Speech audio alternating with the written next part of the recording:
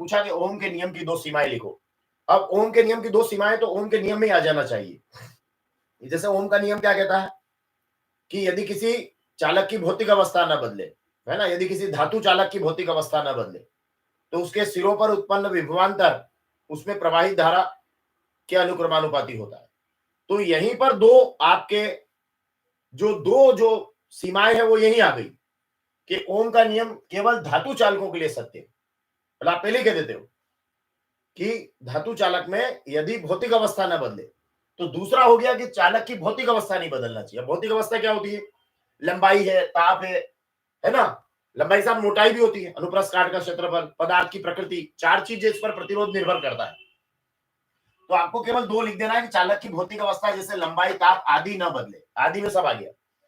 तो ये ओम का नियम केवल धातु चालकों के लिए सत्य है। तो ये कि केवल मेटल्स के लिए सही है, सत्य प्रूव कर सकते हैं इसको। मतलब ये रेखिक होगा, वी और आई के बीच में जो ग्राफ होता है वो केवल धातु चालकों में इस तरह से होता है। ये इस तरह का जो ग्राफ होता है ना, ये वी और ये आई, ये वी और आई, और ये ग्राफ ऐसा बनता है। तो ये केवल धातु चालकों के लिए ही सत्य है। और चालक की भौतिक अवस्था नहीं बदलना चाहिए, मतलब लंबाई, ताप आदि नहीं बदलना चाहिए। फिर दूसरा है हमारा किरचॉफ का वोल्टता नियम, जो 2022 में पूछा गया था। किरचॉफ का वोल्टता नियम मतलब दूसरा नियम, ऊर्जा संरक्षण का नियम। तो इसको मैंने क्या किया है कि थोड़ा सरल कर दिया, आपको पुरानी पैटर्न पे जो बताते थे उससे थोड़ा डिफरेंट कर दिया इसको। और वो ऐसा करा कि आप ये वाला तो हमेशा आप तैयार करते ही हैं, तो इसमें आप सेल रखते हैं, प्रतिरोध रखते हैं। तो सेल, दो सेल लेते हैं, दो प्रतिरोध ले लेते हैं। तो मैंने भी वही किया कि एक बंद पाश ले लिया, ये बंद पाश है एबीसीडी, और ये प्रतिरोध और सेल से युक्त है। तो लैंग्वेज बनी प्रतिरोध और सेलों से युक्त। तो प्रतिरोध भी है इसमें और सेल भी है। तो प्रतिरोध और सेलों से युक्त किसी बंद पाश के चारों ओर, मतलब पूरा इसमें विभव में परिवर्तनों का बीजगणितीय योग शून्य होता है। मतलब इसके जो, इसमें जो भी विभव में परिवर्तन, मतलब देखिए यहां पर, देखिए यहां पर विभव क्या बनेगा, I1R1, यहां पर विभव बनेगा I2R2। ये देखिए यहां आपका विभव या विद्युत वाहक बल क्या है, E1, यहां कितना है E2। तो ये इसको आप बराबर कर रहे हैं, है ना, या इधर ले जाओगे तो ये बराबर होके 0 हो जाएगा। तो विभव में परिवर्तनों का बीजगणितीय योग क्या होता है, शून्य होता है। और इसको आपको सिखाया भी गया, किरचॉफ के जब बड़े आंसर्स पढ़े थे हमने तब सिखाया था कि ये चूंकि आप ऐसे जा रहे हैं, है ना, तो यहां आपका जो है माइनस से प्लस की तरफ ही ऐसे इस तरह से निकल रहे हैं, तो ये I1 प्लस का है ना। और यहां पर क्या हो रहा है,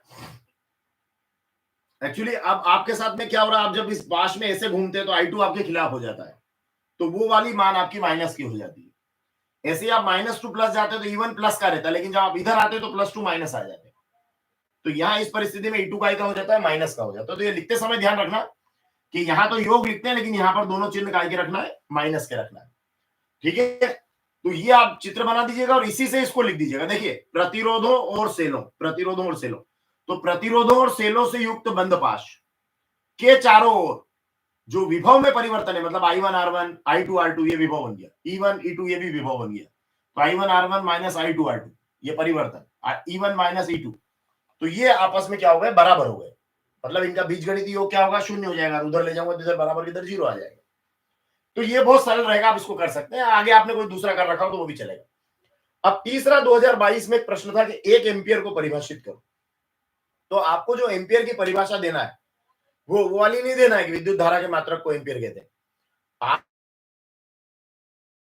आपको धारा के चुंबकीय प्रभाव में जो एम्पियर की परिभाषा वो देना पड़ेगी कि 1 एम्पियर विद्युत धारा का ही मात्रक है। तो आप वही बनाना कि 1 एम्पियर वह विद्युत धारा है जो 1 मीटर लंबाई, मतलब जो आपका चाप होगा उसकी लंबाई 1 मीटर होगी, है ना, और 1 मीटर त्रिज्या होगी, तो वो पूरा वृत्त बन जाएगा। तो 1 मीटर लंबाई और 1 मीटर त्रिज्या के चाप के केंद्र पर, सेंटर पर अगर वो 10⁻⁻7 टेस्ला का चुंबकीय क्षेत्र उत्पन्न कर दे तो हम कहें वो धारा 1 एम्पियर है। मतलब 1 एम्पियर की धारा वह विद्युत धारा है जो 1 मीटर लंबाई और 1 मीटर त्रिज्या के चाप के केंद्र पर, है ना, उसके सेंटर पर, मतलब उस वृत्त के सेंटर पर 10⁻⁻7 टेस्ला का चुंबकीय क्षेत्र उत्पन्न कर दे। तो ये आपको याद करना पड़ेगा, इसको तैयार करना जरूरी है आपके लिए। फिर जो नेक्स्ट क्वेश्चन हमारा बनेगा वो कल मैंने पढ़ाया था कि एक पारदर्शक माध्यम का, ये 2022 के सारे क्वेश्चन वही है, 2022, एक पारदर्शक माध्यम का ध्रुवण कोण 30 डिग्री है और उससे पूछा अपवर्तन कोण या अपवर्तक कोण। तो मैंने कहा था कि इसमें अपवर्तन आप दिमाग में रखिएगा कि अपवर्तन, अब अपवर्तन में एक आपतन कोण होता है, एक अपवर्तन कोण होता है। तो आपने लिखा कि ये ध्रुवण पर आपतित हुआ है, तो इसको आईपी धन आर बराबर 90 लिख दो, मतलब दो कोण है आई और आर, तो आई प्लस आर बराबर 90, इसमें आईपी कर देना इसको, क्योंकि ध्रुवण कोण शब्द है। तो आईपी का मान दिया 30, तो 30 धन आर बराबर 90, और आर रोकेंगे तो 90 ऋण 30 बराबर हो जाएगा 60 डिग्री। ये छोटा सा उत्तर लिखना है आपको, क्लियर है। तो ध्रुवण कोण दे मतलब आईपी दिया, अपवर्तक कोण पूछे मतलब आर पूछा है, तो आईपी प्लस आर बराबर 90, तो निकाल लीजिएगा, आईपी का मान 30 रख के। अब एक और क्वेश्चन, ये भी मैंने कल आपको लाइव क्लास में बताया था कि एक दूरदर्शी के अभिदर्शक का व्यास 1 मीटर है, मतलब डी का मान 1 मीटर है, स्मॉल डी का मान, कैपिटल डी लिखें, कैपिटल डी लिख दीजिए जैसा है। 4538 एंगस्ट्रॉम में तरंग दैर्घ्य होगी, के लिए एंगस्ट्रॉम में तरंग दैर्घ्य नापी जाती है, के लिए विभेदन क्षमता ज्ञात करो। तो विभेदन क्षमता का सूत्र हो जाएगा आपका, ये व्यास दिया मतलब डी दिया है, ये लैम्बडा दिया है, तो आपको याद भी रहेगा डी और लैम्बडा, तो डी अपॉन 1.22 लैम्बडा, डी का मान 1.22 और लैम्बडा का मान दिया 4538, और एक एंगस्ट्रॉम में 10 की घात -10 मीटर होते हैं, लिख देना। फाइनली ये आपको थोड़ा सा याद करना पड़ेगा, इसलिए मुझे लग रहा है हो सकता है ना भी आए, लेकिन फिर भी याद कर लीजिएगा, 1.8 इंटू 10⁶ रेडियन में आपका ये उत्तर चला जाएगा। तो ये एक बहुत बढ़िया आपका क्वेश्चन प्रिपेयर हो जाता है, तो इसको आप देख के जाएंगे, हार्ड क्वेश्चन के लिए भी तैयार होना चाहिए कभी कभी।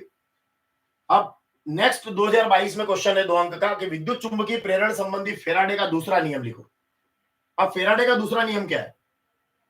फेराडे का दूसरा नियम क्या है कि जो उत्पन्न प्रेरित विद्युत बल होता है वो फ्लक्स में परिवर्तन की दर के अनुक्रमानुपाती होता है। तो किसमें उत्पन्न? तो विद्युत चुंबकीय प्रेरण के लिए फेराडे का नियम, तो आप यहां से लिख लीजिएगा विद्युत चुंबकीय प्रेरण में उत्पन्न प्रेरित विद्युत वाहक बल फ्लक्स में परिवर्तन की दर के अनुक्रमानुपाती। नहीं याद हो तो इसको याद रखो आप सेकंड नियम को, ऐसे ये प्रेरित विद्युत वाहक बल, ये फ्लक्स में परिवर्तन हो रही है दर, मतलब शुरू में फ्लक्स कितना था φ1 था, और टी समय बाद फ्लक्स हो जाता φ2, तो फ्लक्स में परिवर्तन हुआ φ2 माइनस φ1 बटे टी, ये फ्लक्स में परिवर्तन की दर, फ्लक्स में परिवर्तन φ2 माइनस φ1 बटे दर टी, और बराबर ये ई समानुपाती। तो ये प्रेरित विद्युत वाहक बल स्मॉल ई फ्लक्स में परिवर्तन की दर के अनुक्रमानुपाती होता है। और यहां आप लिख देना यहीं से उतार के विद्युत चुंबकीय प्रेरण या विद्युत चुंबकीय प्रेरण की घटना में, तो ये आपका बन जाएगा। आप चाहो तो इसके आगे माइनस के भी लगा देना बराबर करके, और आंसर आ जाएगा। चलिए अब अगला प्रश्न है, उसी में 2 अंक का प्रश्न लिया है, स्वप्रेरण और अन्योन्य प्रेरण में 2 अंतर लिखिए। तो स्वप्रेरण और अन्योन्य प्रेरण में 2 अंतर, सर ये याद नहीं होता ये वाला, ओके आप देखते जाइए, आप मैंने तो आपको करा दिया। स्वप्रेरण इसमें 1 कुंडली होती है, अन्योन्य प्रेरण में 2 कुंडली। स्वप्रेरण में कितनी कुंडली? 1, अन्योन्य प्रेरण में 2 कुंडली। अब चूंकि स्वप्रेरण में क्या होता है, उसी कुंडली में मुख्य धारा, उसी कुंडली में प्रेरित धारा, तो फिर क्या है, प्रेरित धारा मुख्य धारा के मान को प्रभावित करेगी क्योंकि दोनों एक ही कुंडली में। और इसमें जो ट्रांसफार्मर होता है वो अन्योन्य प्रेरण के सिद्धांत पर कार्य करता है। तो उसमें क्या होता है, 2 कुंडलियां होती है, एक प्राथमिक कुंडली, एक द्वितीय कुंडली। तो मुख्य धारा कहां भेजते हैं आप? प्राथमिक कुंडली में, प्रेरित धारा द्वितीय कुंडली में। तो इसमें प्रेरित धारा मुख्य धारा को प्रभावित नहीं करती है, सीधे सीधे नहीं करती, तो ये आप लिख देंगे। तो ये आपके स्वप्रेरण अन्योन्य प्रेरण 1 कुंडली 2 कुंडली, प्रेरित धारा मुख्य धारा को प्रभावित करती है, इसमें नहीं करती है। ऐसे सिंपल आंसर आपको बनाना चाहिए। अब द्रव्य तरंगों के 2 गुण, तो द्रव्य तरंगे मतलब डी ब्रोगली तरंग। अब डी ब्रोगली तरंग क्या होता है, जैसे क्रिकेट की बॉल फेंकी तो वो गतिशील कण है, फोटान वो भी गतिशील कण है। तो फोटान से लेकर क्रिकेट की बॉल तक हर एक जो गतिशील कण है उसके साथ एक तरंग संलग्न होती है, और उस तरंग को कहते हैं द्रव्य तरंग या डी ब्रोगली तरंग। तो आप लिखेंगे प्रत्येक गतिशील कण के साथ, है ना, प्रत्येक गतिशील कण के साथ एक तरंग संलग्न होती है, जिसे हम बोलते हैं डी ब्रोगली तरंग या द्रव्य तरंग कहते हैं। तो ये डी ब्रोगली या द्रव्य तरंग की परिभाषा भी हो जाएगी और विशेषता भी होगी, या गुण भी हो जाएगी। ये गतिशील कण के साथ संलग्न होती है, ये गुण है। और दूसरा, ये विद्युत चुंबकीय तरंगे नहीं है। तो याद रखिएगा कि प्रकाश जो है वो विद्युत चुंबकीय तरंग है, जिसमें विद्युत क्षेत्र और चुंबकीय क्षेत्र लंबवत होते हैं, लंबवत दोलन करते हैं, और ये तरंग संचरण की दिशा के भी लंबवत होते हैं। लेकिन जो डी ब्रोगली तरंग है, द्रव्य तरंग है, विद्युत चुंबकीय तरंगे नहीं है। क्लियर है? हालांकि ये तो 2 नंबर में फ्रेश आया था। लॉरेंज बल किसे कहते हैं? अब आप बताइए लॉरेंज बल किसे कहते हैं? लॉरेंज बल, लॉरेंज बल कहां लगता है, कौन से क्षेत्र में लगता है? कौन से क्षेत्र में लगता है लॉरेंज बल?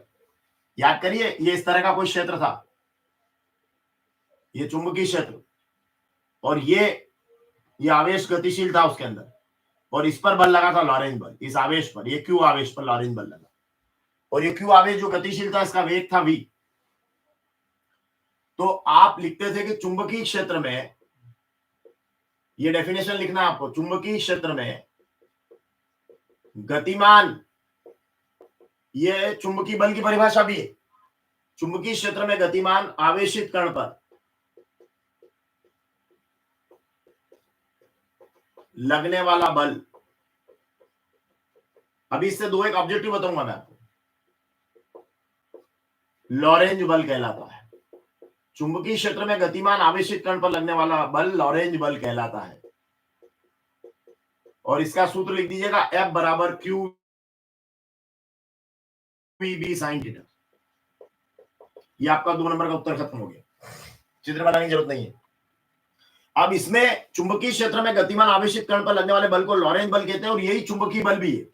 अगर आपसे कोई चुंबकीय बल पूछ ले तो वो यही है। अब आप कहेंगे फिर विद्युत बल क्या है? तो विद्युत बल में क्या रहता है कि जो क्यू आवेश रहता है, अगर आप क्यू आवेश को ई तीव्रता के क्षेत्र में रखते हैं, जैसे विद्युत बल के बारे में बता देता हूं, ये ई तीव्रता का क्षेत्र है, विद्युत में ई रहता है बी की जगह, और ये क्यू आवेश है, तो इस पर बल लगेगा क्यू ई, एफ बराबर क्यू ई, ये विद्युत बल है। क्यू आवेश को ई तीव्रता के क्षेत्र में खाली रख दो, चलाओ मत, यहां चलाना पड़ेगा, इसलिए चुंबकीय बल में वी आता है, विद्युत बल में वी नहीं आता, ये फर्क है दोनों में। ठीक है, क्लियर रहेगा? चलिए आगे बढ़ते हैं।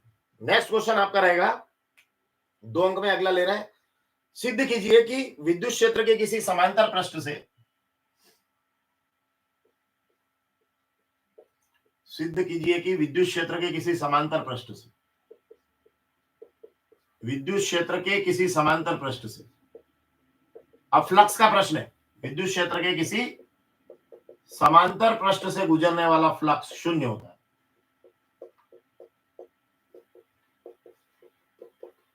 फ्लक्स शून्य होता है।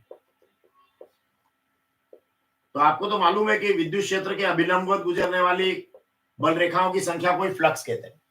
तो समांतर पृष्ठ से गुजरने वाला फ्लक्स, तो फ्लक्स का फार्मूला क्या है, phi is equal to E d s cos theta, ये फ्लक्स का सूत्र है। वेक्टर ई डॉट डीएस होता है और ईडीएस कॉस थीटा होता है। अब यहां से आप नकल लगाइएगा इस लाइन की, कि विद्युत क्षेत्र के समांतर पृष्ठ हेतु, ये लाइन यहां से लिखना, विद्युत क्षेत्र के समांतर पृष्ठ हेतु, और आप लिखना, अब हेतु में क्या होगा, थीटा बराबर हो जाएगा 90 डिग्री। कितना हो जाएगा, समांतर में 90 लिखना है, याद रखना। अब फ्लक्स आपका हो जाएगा 0, क्योंकि देखो ई डी एस कॉस 90 और कॉस 90 होता है 0, तो ये हो गया ई डी एस कॉस 90 0, ये आपका 90, ये 0 हो गया, ये आपका उत्तर आ जाएगा। 3 लाइन का प्रश्न है। तो विद्युत क्षेत्र के समांतर पृष्ठ से गुजरने वाला फ्लक्स शून्य होता है। तो आप कहना कि फ्लक्स, ये फ्लक्स का आपने विद्युत फ्लक्स की आपने फार्मूला दिया। कुछ लोग थोड़ा और जमाने के लिए इसको ऐसा भी देते हैं, वेक्टर ई डॉट डीएस, और अगली लाइन में लिखते हैं डीएस कॉस थीटा। फिर आप लिखना कि विद्युत क्षेत्र के समांतर पृष्ठ हेतु, ये तो फ्लक्स का फार्मूला, समांतर पृष्ठ के लिए थीटा कितना हो गया 90, कॉस 90 0, और ये 0 हो गया। 3 लाइन में खत्म हो जाएगा। ये भी आपका 2022 में पूछा हुआ प्रश्न। अब लिखा है कि आवेशित चालक के अंदर विद्युत क्षेत्र और विभव कितना होता है। अगला प्रश्न है हमारा 2 नंबर का, कि आवेशित चालक के अंदर, अभी ऑब्जेक्टिव का प्रश्न भी है, आवेशित चालक के अंदर एक पूछा उसने विद्युत क्षेत्र, एक पूछा उसने विभव कितना होता है। तो आप बता देना, विद्युत क्षेत्र होता है 0, आवेशित चालक के अंदर विद्युत क्षेत्र कितना होता है, 0 होता है, और जो विभव होता है वो कांस्टेंट होता है, नियत, मतलब जितना अंदर उतना बाहर, जितना अंदर चालक के अंदर उतना चालक के बाहर, मतलब कांस्टेंट। तो विद्युत क्षेत्र 0, विद्युत क्षेत्र की तीव्रता 0, और विभव नियत या कांस्टेंट, नियत कांस्टेंट, हिंदी में नियत भी लिख सकते हैं आप, नियत, विभव नियत। और विद्युत क्षेत्र क्या होता है, क्योंकि आवेशित चालक का जो पृष्ठ होता है वो समविभव पृष्ठ होता है। कैसा रहता है? समविभव। तो विभव तो क्या होता है? पूरी तरह से समान रहता है उस पर। तो विभव कांस्टेंट रहता है और विद्युत क्षेत्र क्या होता है? शून्य होता है। तो ये क्वेश्चन आपका हो जाएगा 2022 का। अब 2022 के हम नेक्स्ट क्वेश्चन ले रहे हैं कि खतरे का सिग्नल लाल क्यों होता है। ये 12वां प्रश्न ले रहा हूं। खतरे का सिग्नल लाल क्यों?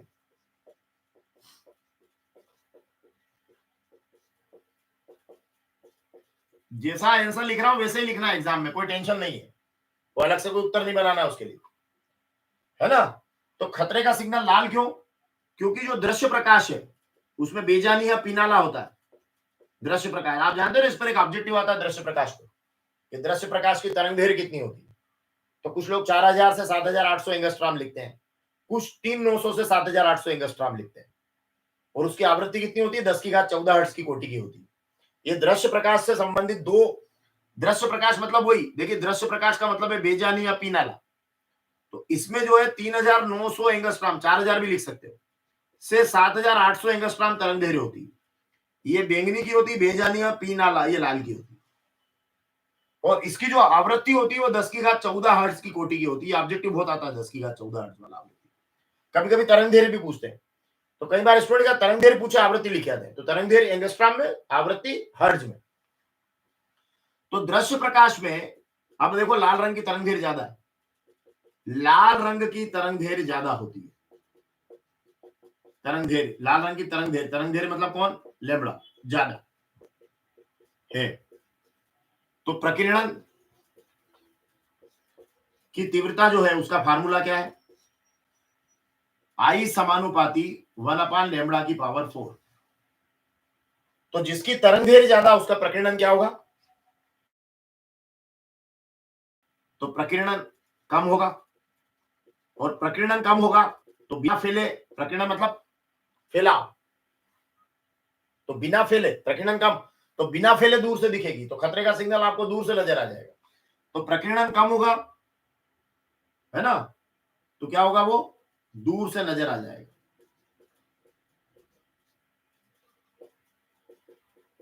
क्योंकि प्रकाश बिना फैले हमारी आंख पर आएगा। तो आपको लिखना है कि दृश्य प्रकाश में लाल रंग की तरंग दैर्घ्य ज्यादा होती है, तो प्रकीर्णन की तीव्रता आई समानुपाती 1/λ टू द पावर 4। तो चूंकि तरंग दैर्घ्य ज्यादा है तो प्रकीर्णन कम होगा, प्रकीर्णन कम होगा तो वो दूर से हमको नजर आ जाएगा लाल रंग। तो ये हमारा खतरे का सिग्नल लाल क्यों होता है, ये आपका एक क्वेश्चन हो जाता है। अब नेक्स्ट है किसी माध्यम का अपवर्तनांक। देखिए कई सारी गाइडों में गलत उत्तर दिया हुआ है, आप कहीं से पढ़ते हैं तो आप देखना, ध्यान रखना इसका। तो मैं इसको भी आपको बता देता हूं। क्वेश्चन नंबर 13 करिए इसको, कि जो माध्यम का अपवर्तनांक है वो किन किन बातों पर निर्भर करता है। अपवर्तनांक म्यू किन किन बातों पर निर्भर करता है?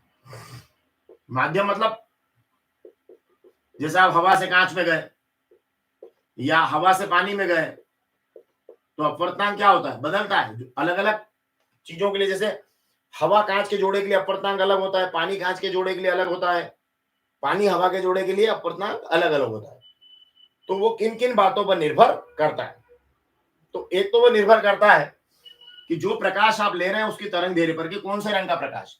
आप चाहो तो रंग भी लिख सकते हो, प्रकाश के रंग पर। क्या लिख सकते हो? रंग पर। और आप चाहो तो लिखो तरंग दैर्घ्य पर, है ना। देखो सबसे पहले तो क्या होता है, कोई माध्यम तो जोड़ा होता है। तो पहला पॉइंट ये लिखो मेरे ख्याल से कि माध्यम के जोड़े की प्रकृति पर, माध्यम के जोड़े की प्रकृति पर, कि वो कैसी प्रकृति है उसकी, सघन है, विरल है ना, मतलब वो हवा से कांच में, पानी से कांच में, माध्यम के जोड़े की प्रकृति पर। फिर माध्यम से ही सेकंड पॉइंट बनाओ, माध्यम के ताप पर। ये देखिए माध्यम के दो पॉइंट बन गए, माध्यम के जोड़े की प्रकृति पर, माध्यम के ताप पर। अब ले आओ प्रकाश के रंग पर या तरंग दैर्घ्य पर, तरंग दैर्घ्य पर। तो माध्यम के जोड़े की प्रकृति पर, माध्यम के ताप पर, और प्रकाश की तरंग दैर्घ्य पर। एक और चीज ले लेता हूं मैं माध्यम से, इसको मैं चौथा पॉइंट बनाता हूं। माध्यम की भौतिक अवस्था, ये माध्यम के 3 पॉइंट हो गए, ताकि आपको एक जैसा ही याद करना पड़े। और यहां सुनो, ये माध्यम तो लिखा हुआ ही रहेगा, तो माध्यम के 3 पॉइंट बनाना है माध्यम से ही। तो माध्यम का अपवर्तनांक किन बात पर निर्भर? तो माध्यम के जोड़े की प्रकृति पर, माध्यम के ताप पर, माध्यम की भौतिक अवस्था पर। और लास्ट आप ले लेना तरंग धैर्य पर, जो प्रकाश है उसके प्रकाश के तरंग धैर्य पर, जो भी प्रकाश आ रहा है उसके तरंग धैर्य पर। तो ये आपके 4 पॉइंट हो जाएंगे।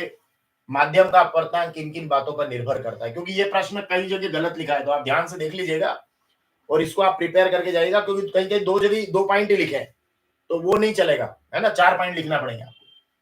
फिर नेक्स्ट क्वेश्चन है, 14वां प्रश्न है, निरोधी विभव किसे कहते हैं? निरोधी विभव किसे कहते हैं? आप देखिए, इसका एक और मजेदार बात बताता हूं। इसकी याद रखना, इसका एक नाम है सस्तब्ध विभव, स्तब्ध विभव एक नाम और है। इसको अंग्रेजी में कट ऑफ वोल्टेज बोलते हैं, है ना, इसलिए मैंने सस्तब्ध निरोधी सब लिख दिया।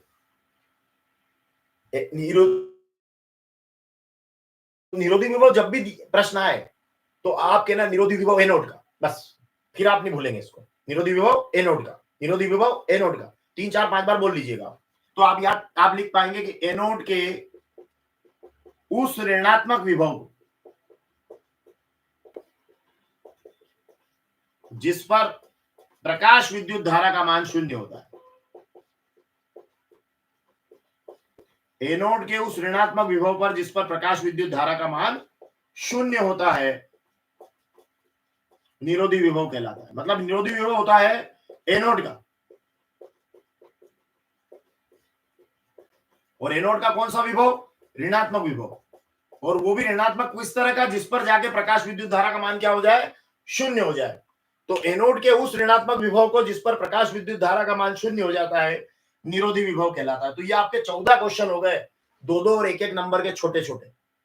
अभी आप कहेंगे कि 14 तो पेपर में पूछे नहीं होंगे, तो कुछ प्रश्न क्या हो रहे हैं, बड़े प्रश्नों के साथ में लगे हैं, कुछ प्रश्न 1 नंबर में भी डाले हुए हैं, लेकिन उसकी जो कैपेसिटी है वो 2 नंबर की है। इसलिए जो भी हो, संधारित्र किसे कहते हैं?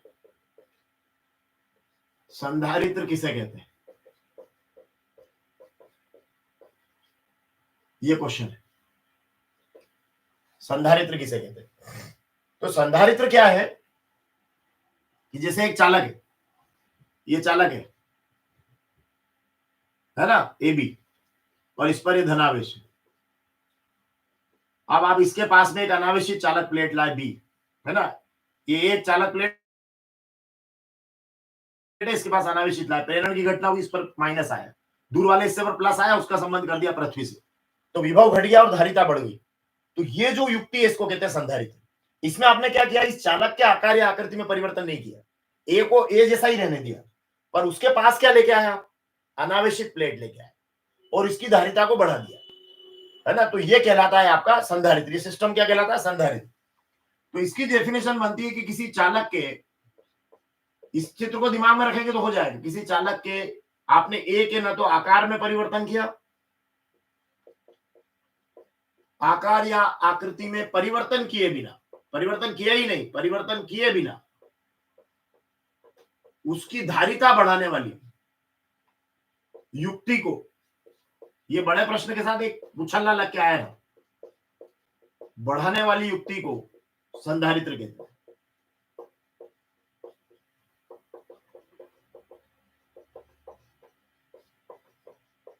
ये आपका खत्म हो गया, संधारित्र किसे कहते हैं। अगला इसमें प्रश्न था, ये भी एक बड़े प्रश्न के साथ लगकर आया था कि वैद्युत द्विध्रुव किसे कहते हैं। ये निरक्षीय स्थिति के प्रश्न के साथ लग के आया, और ये समांतर प्लेट संधारित्र के साथ लग के आया था। तो विद्युत द्विध्रुव किसे कहते हैं? तो ये भी एक 2 नंबर में आपका प्रश्न बन रहा है। विद्युत द्विध्रुव का मतलब है कि 2 विपरीत प्रकार के आवेश, प्लस क्यू और माइनस क्यू, एक दूसरे से न्यूनतम दूरी पर रखे हैं, तो ये निकाय कहलाएगा विद्युत द्विध्रुव। तो 2 समान परिमाण के, दोनों क्यू है, विजातीय है कि सजातीय है? विजातीय है, विजातीय आवेश न्यूनतम दूरी पर रखे हो,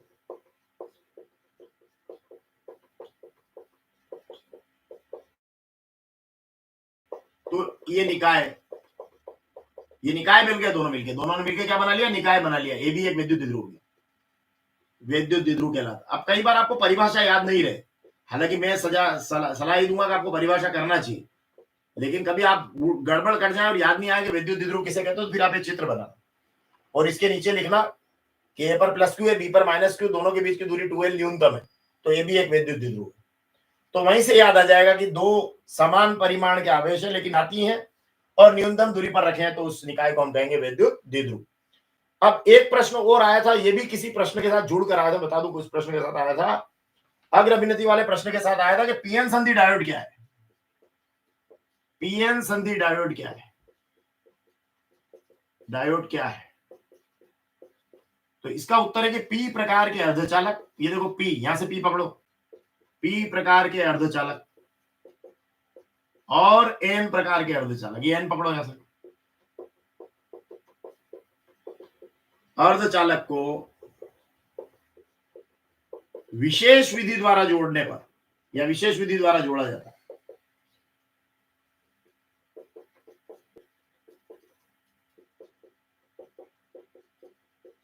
तो संधि डायोड की तरह कार्य करने लगती है।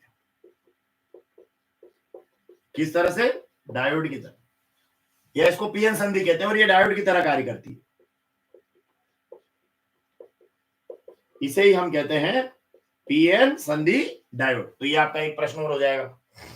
फिर उसके बाद में एक प्रश्न के साथ जुड़कर आया, प्रत्यावर्ती धारा जनित्र के साथ जुड़कर आया और प्रश्न में लिखा हुआ आया एसी जनित्र किसे कहते हैं। ये प्रत्यावर्ती धारा डायनामो के साथ जुड़कर आया था बड़े प्रश्न में, एसी जनित्र किसे कहते हैं। अब जनित्र जनरेटर है, जनित्र को जनरेटर बोलते हैं। डायनामो, इसके नाम देख लेना आप, डायनामो, जनरेटर, क्योंकि आपके कोर्स में मोटर नहीं, टेंशन मत लेना। तो ये क्या करता है, यांत्रिक ऊर्जा को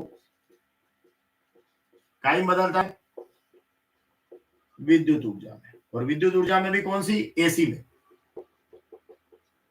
एसी में। तो ये वो युक्ति है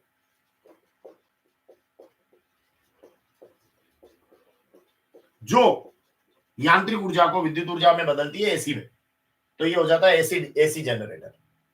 तो एसी शब्द आया तो एसी लिख देना ब्रैकेट में, विद्युत ऊर्जा में। तो यांत्रिक ऊर्जा को कायम बदलता है विद्युत ऊर्जा में, मतलब विद्युत धारा में, है ना। तो यांत्रिक ऊर्जा को विद्युत ऊर्जा में बदले तो क्या कहेंगे हम? एसी जनित्र कहेंगे। तो ये भी एक प्रश्न हो गया आपका। फिर एक और प्रश्न आया था छोटे प्रश्न में कि विस्थापन धारा किस कारण उत्पन्न होती है। ये प्रश्न 2 नंबर में भी आ सकता है, विस्थापन धारा किस कारण से उत्पन्न होती है, किस कारण से उत्पन्न होती है, बताइए, देखना जरा चैट बॉक्स में। तो इसका एक जवाब है कि समय परिवर्ती या समय के साथ परिवर्तित होने वाले विद्युत क्षेत्र के कारण। शार्ट में और लिखना तो समय परिवर्ती विद्युत क्षेत्र के कारण, खत्म। एक लाइन में लिखना है, समय परिवर्ती विद्युत क्षेत्र के कारण विस्थापन धारा उत्पन्न होती है। और एक है लेंस की क्षमता और फोकस दूरी। एक प्रश्न और लीजिए, देखिए एक क्वेश्चन और ले रहा हूं कि लेंस की क्षमता और फोकस दूरी। तो लेंस की क्षमता जो है वो उसमें और फोकस दूरी में क्या रिलेशन है? तो लेंस की क्षमता जो होती है वो होती है 1/, फोकस दूरी इकाई में मीटर में। तो आप कहना कि व्युत्क्रम होती है, क्षमता फोकस दूरी की व्युत्क्रम होती है और फोकस दूरी क्षमता की व्युत्क्रम होती है। तो ये आप देखेंगे कि मैंने सारे के सारे छोटे प्रश्न पूरे 2022 के समस्त छोटे प्रश्न मैंने खत्म कर दिए। एक देहली आवृत्ति हो रही है, देहली आवृत्ति, देहली आवृत्ति ले लो, ये देहली आवृत्ति, काम ही खत्म हुआ आपको, है ना। देहली आवृत्ति मतलब प्रकाश विद्युत प्रभाव का पहला नियम। तो देहली आवृत्ति किसकी होती है? धातु की। तो प्रत्येक धातु के लिए क्या होती है? एक निश्चित आवृत्ति होती है, मतलब उतनी आवृत्ति का प्रकाश गिरना जरूरी है, नहीं तो इलेक्ट्रॉन नहीं निकलेंगे। तो प्रत्येक धातु के लिए एक निश्चित आवृत्ति होती है जिसके नीचे इलेक्ट्रॉनों का उत्सर्जन संभव नहीं है।